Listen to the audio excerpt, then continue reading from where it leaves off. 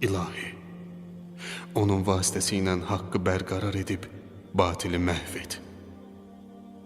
Öz dostlarını onun vasitəsilə qalib, düşmənlərini isə zəlil et. İlahi, bizimlə onun arasında elə bir bağlılıq yarat ki, bu bağlılıq bizə onun sələfləri ilə yoldaş olmağımızı gerçəkləşdirsin. Bizi onların qurşaqlarından yapışıb, kölgələrində qərarlaşanlardan qərar ver.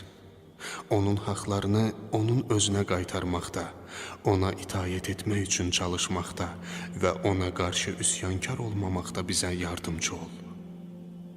Onun bizdən razı olması ilə bizə nemət əta et. Onun mehribanlığını, rəhmətini, dua və xeyir bərəkətini bizə bəxş et. Belə ki, biz onun səbəbi ilə sənin rəhmətinin genişliyinə və sənin yanında olan səadətə çataq.